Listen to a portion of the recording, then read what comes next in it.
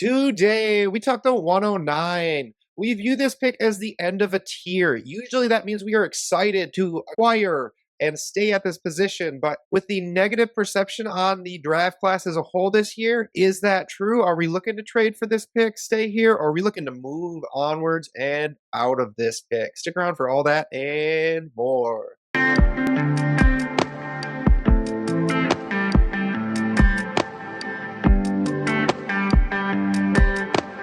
And welcome into the Dino Construction Podcast. Justin joined with David and JP. I guess that's the starting talking point. So we're going to talk everything about the 109 in this video. Well, let's just start off with, do we think it's going to end up staying as the end of the tier? David, kind of walk us through why, and let's go ahead. Let's put on kind of everyone who's gone so far so the audience can see Love, Tate, Lemon, Tyson, Mendoza, Concepcion, Sadiq, and Cooper, and why we think this might be the end of the tier and whether or not that means it's a buy.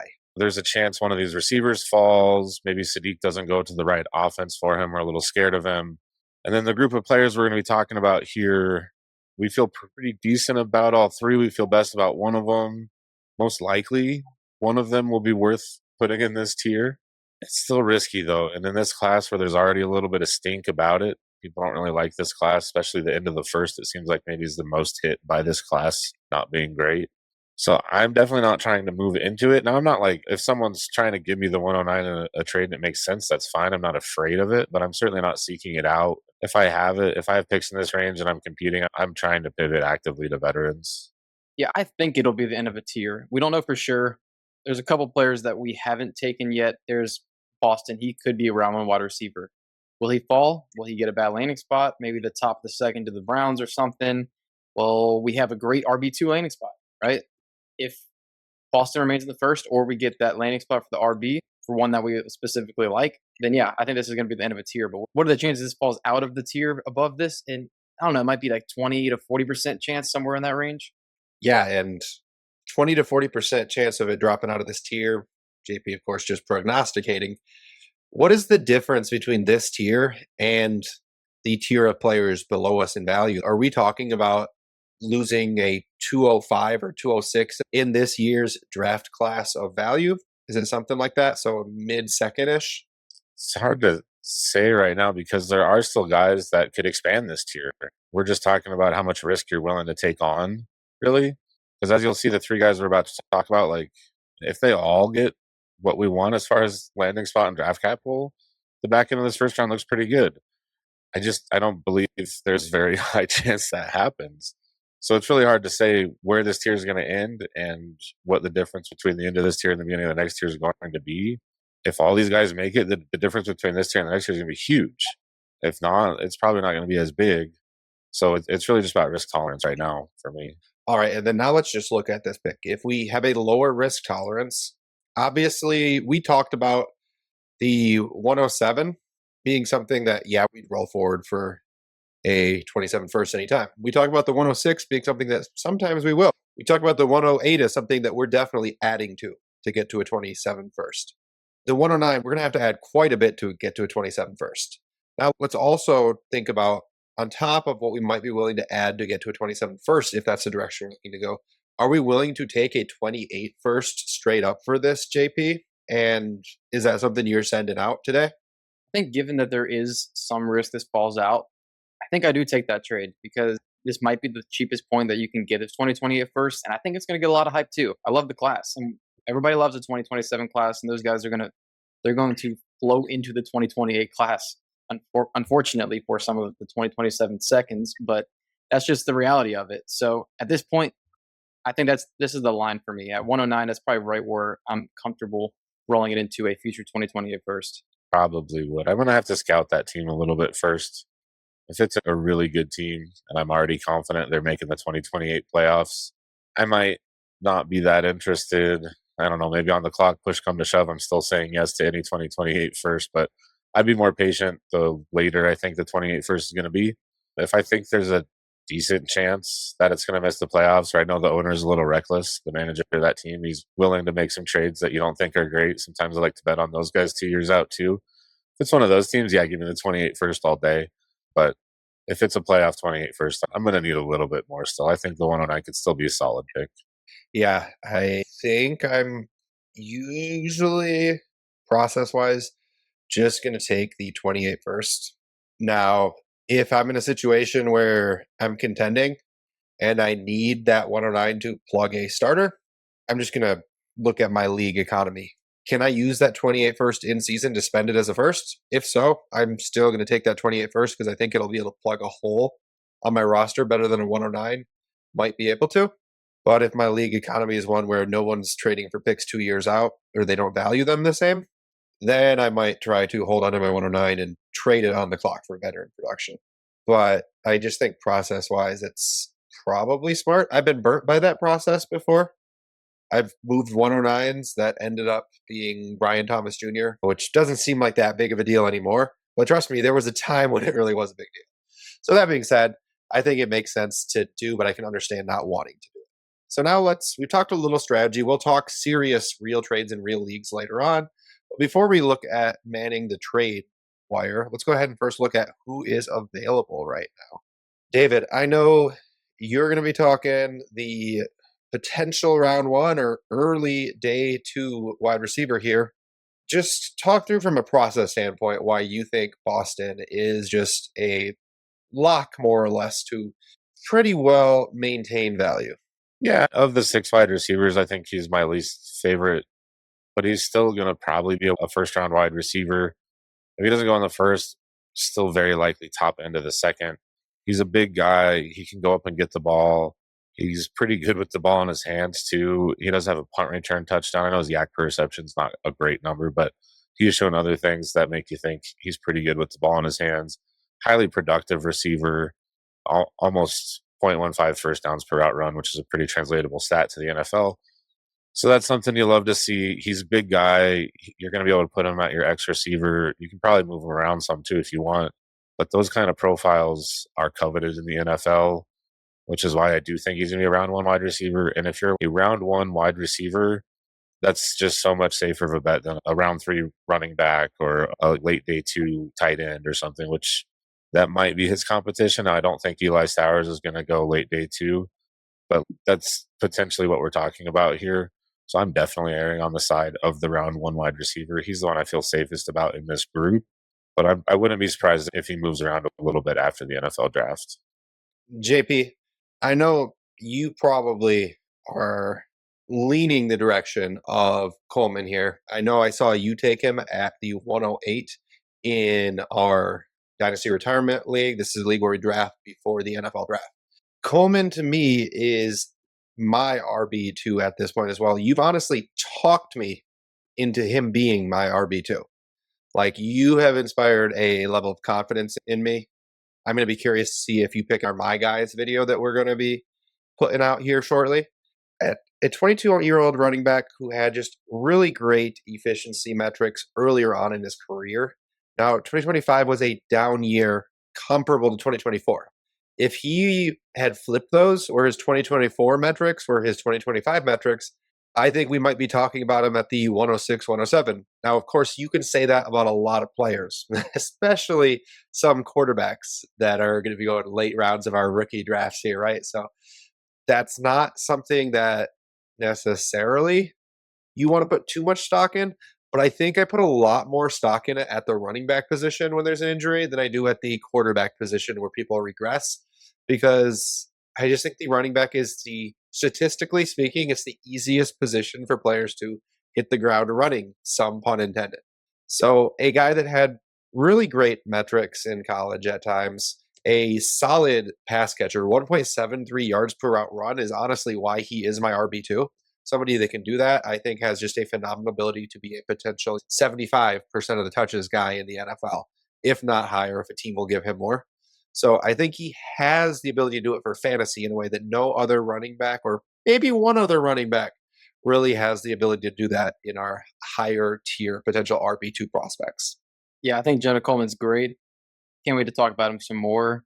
And honestly, I love all three of these players on the screen. And Eli Stowers, right before the combine, around that time, I made him my tight end 2 in our mock draft. I took him at the 201.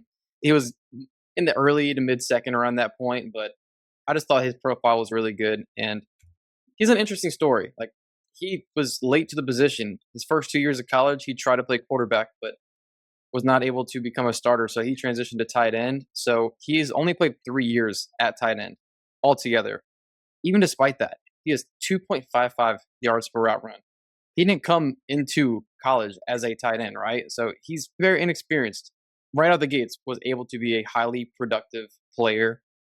His athleticism is ridiculous, 45.5-inch vertical, just record breaking at the tight end position. And he's exactly what we love for fantasy. He's a guy that is going to be on the field for passing downs. He's going to be running routes.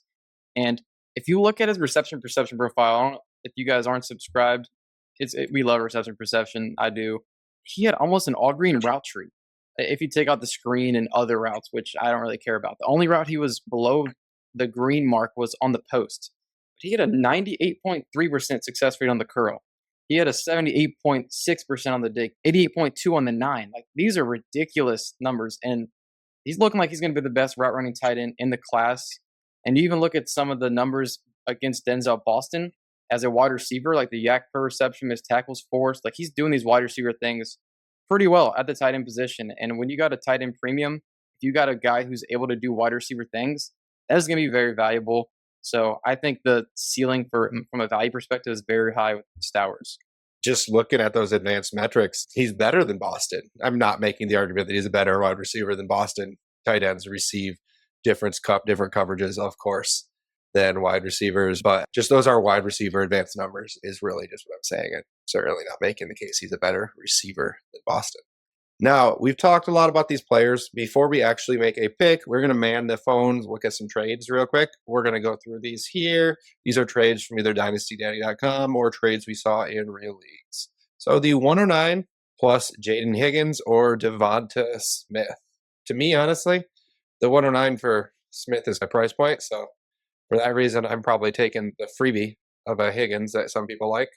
David, similar process or anything different? Yeah, but at the same time, I don't care that much about a free Jaden Higgins. So if I've shopped it around and I need an upgrade at wide receiver, I've offered 109 for Jaden Higgins, and this is the counter sent back to me.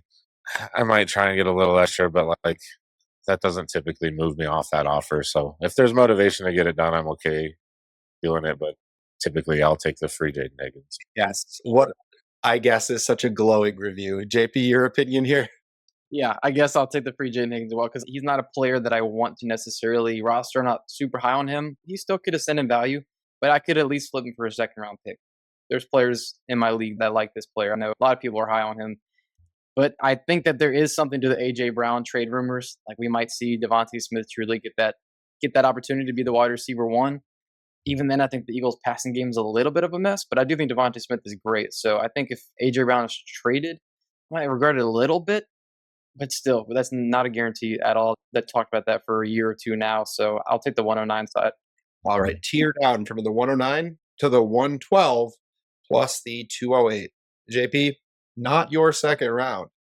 I think I know your answer, but go ahead and give it to the people. Yeah, I'm going to stay in the spot where I think it's probably going to be in a higher tier, and that's at 109. I don't love the mid to late seconds. I keep saying it. I don't find a ton of value in it this year. So I will take the higher value asset here. I think maybe best ball start 12, somewhere in there. I start thinking about it. But give me the 111. I think I do it. Make it 20, probably 203 or 4. And I'm starting to think about it. It's got to be a much higher second, though, because JP said this second round, we're just not super high on. There's not a whole lot of depth in this class. So you're probably looking at more of a traditional third round pick at the 208. Yeah, I was going to say a 27 second. And I'm starting to entertain it more. But I think David also is right at the 111. We have 3 players. We talked about the 109. So those are 3 players that we think have more upward mobility. Maybe it's not Coleman. Maybe it's a different RB2, right? But RB2, wide receiver 6, tight end 2, and then it drops off is the way we're projecting unless RB3 becomes more valuable than we think. So now moving on to the 109 or Josh Jacobs. Now, I actually traded Josh Jacobs for Stowers in a tight end premium league with JP. I viewed that as part of a larger deal, but I think we both wrote that up as a 1-for-1 within a larger deal. And I'm pretty okay with this 109, 110, somewhere in this Stowers range for Josh Jacobs. I view it as are you rebuilding or are you competing trade more or less? David, I know you shy away from some RBs with this injury history and age. Where are you here? Can I get to 208 with on the Jacobs side? I think that's what I would need to feel comfortable doing it. That being said, I think you might have to spend the 109 to get Jacobs, and there's only so many running backs that have around Josh Jacobs' value. So if you've tried some of the younger ones and this is the best you can do, you might have to do it. I would really like to get some sort of pick back on the Jacobs side, though. Even a 27 third, if I can, just a little bit of insulation. Yeah, definitely going with the pick if I'm rebuilding, but I do think Josh Jacobs might be a little bit undervalued, actually, because I was looking at it and before he had the knee injury last year. He was pacing to be a top 5 fantasy running back, and had he finished that season healthy and finished with that, he was RB4, RB5, then people would be valuing him a lot higher. So I definitely understand because he is 28.2 right now. Don't love that, but you're not getting CMC, Quinshon Judkins, Travion Henderson guys above him. So if I need a running back, then I'm willing to pay it. Yeah, like I said, think it's fair. Definitely could see preferring one side or the other depending on the build, just like JP. Last one, 109 or the Saints quarterback room, Shuck and Rattler. David was surprised I recognized both of those pictures. David, which way you going here? Yeah, you kind of had to call one of us out to start that one. I think I don't know if either of us wanted to really comment on this one. Look, it feels gross to pay the 109 for Shuck. I don't even really care. Rattler, fine. I'll take him. I'll roster him, especially if I have Shuck. That's fine. But it's really 109 for Shuck, and that's market value. I don't dislike Shuck. I think he's a solid quarterback. I think he's got a shot to start for several years. And I think he's probably going to be your QB2, and you'll be okay with it. But that's such a glowing review for a first round pick. So I don't love it, but fine. If I need a quarterback, I've got motivation to get it done. That's fine. Yeah, I just think process-wise, for somebody that did show some good things, if he just puts together a relatively good season here in the second year, he's worth at least 2 firsts. And obviously, he can go the opposite way. He could suck this year and lose value. But I think given the upside there, the value just within the next year or so, I think I will trade it for Shuck. And I really do the sneaky Rattler here because I think this is Shuck's value is the 109 to the 112, just depending on where the owner values him. I'm not paying more than that for sure. So just in case Shuck absolutely sucks and they go back to Rattler or Shuck gets injured, that little bit of insurance, I think it's probably a mid to late fourth of value roughly, if even, maybe just some Fabin value. But it's peace of mind at least. So honestly, I think that's a good way to package this type of quarterback if you're selling it. I think I'm probably taking the Shuck side here just off of what JP said. I think he does have some mobility, but I certainly could see taking the 109 if I'm trending in the direction of trying to punt the QB position or my super flex spot. All right, so we've manned the phones. We've talked some trades. We're not super excited about a lot of them, but I don't think you're going to get exciting picks done at the 109. We talked about maybe rolling it for a 27 or 28 first, adding to it to get to the 27 first for sure. If we can't do that and we can't get these veterans, we might end up just in a position where we want to take a player. And if we get to the position where we're going to take a player, JP, who are we going to go here at the 109? Going to go with the potential round one wide receiver here in Denzel Boston. I think he's a darn good player. I would take him round 1 if I was the GM. And I mentioned before, even if he's top of the second to the Titans or Raiders, I still like that for him. All right, so that's who we're taking here at the 109. Please let us know in the comments if you disagree with them or honestly any of the picks that have preceded it. Although you can let us know about the picks you disagreed that preceded it in the corresponding pick video. Of course, this is part of a larger series. Hope you have been following along with all those as well. Let us know any trade questions you have for the 109. And thank you for joining us for another episode of the Dino Construction Podcast. We hope you found this as helpful for you as it was for us. Please remember to like and subscribe wherever you listen or view. And from all of us here at the Dino Construction Podcast, until next time.